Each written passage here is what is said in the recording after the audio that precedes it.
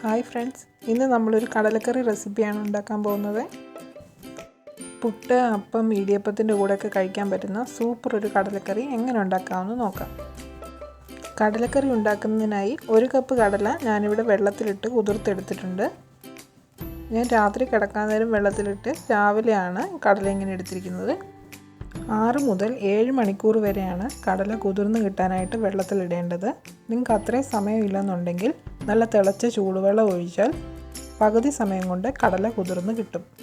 കടല ഞാനൊരു കുക്കറിലേക്ക് മാറ്റിയിട്ടുണ്ട്. ഇതിലേക്ക് 1/4 ടീസ്പൂൺ മഞ്ഞൾപ്പൊടി, 1.5 ടീസ്പൂൺ ഉപ്പ്, 2 കപ്പ് വെള്ളവും കൂടെ ഒഴിച്ച് കുക്കർ നമുക്ക് അടച്ചു വെക്കാം.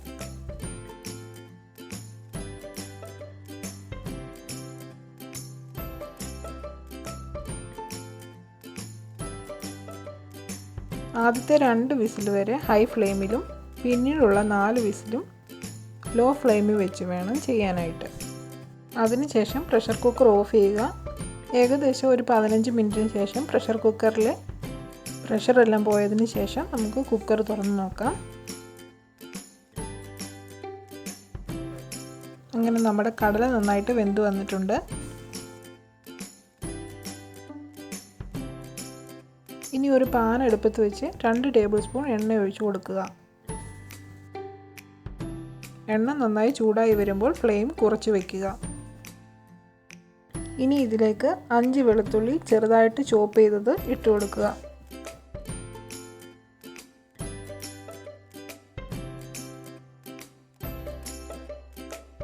വെളുത്തുള്ളി ചെറുതായിട്ട് ഗോൾഡൻ കളർ ആകുമ്പോഴേക്കും 1 സവോള ചെറുതായിട്ട് ചോപ്പ് ചെയ്തത് ഇട്ട് കൊടുക്കുക.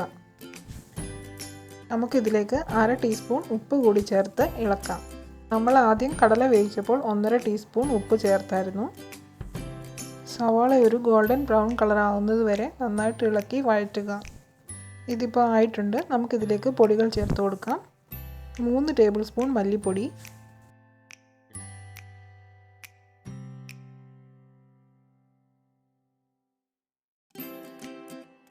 1 ടേബിൾ സ്പൂൺ മുളക് പൊടി,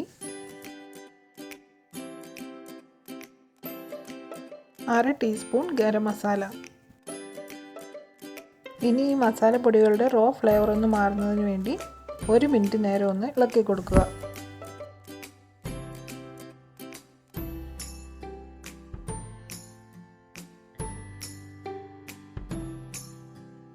ഇനി നമ്മൾ വേവിച്ച കടല അത് വേവിച്ച വെള്ളത്തോടൊപ്പം ഇതിലേക്ക് ചേർത്ത് കൊടുക്കുക.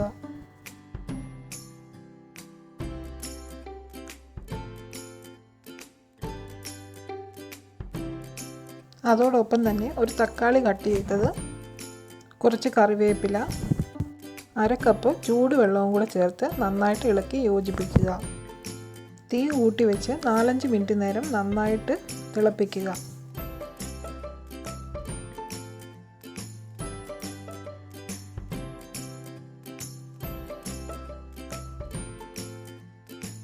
ഇനി ഇതിലേക്ക് 1/2 കപ്പ് കട്ടിയുള്ള തേങ്ങാപ്പാൽ ചേർത്ത് ഉടൻ തന്നെ ഇളക്കുക.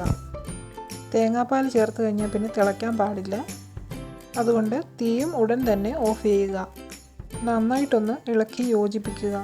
ഇനി തേങ്ങാപ്പാൽ ഇല്ലെങ്കിൽ ഇതിൽ നിന്ന് തന്നെ അല്പം കടല എടുത്ത് നന്നായിട്ടൊന്ന് ഉടച്ച ശേഷം ഇതിലേക്ക് തന്നെ ചേർത്ത് കൊടുത്താൽ മതി.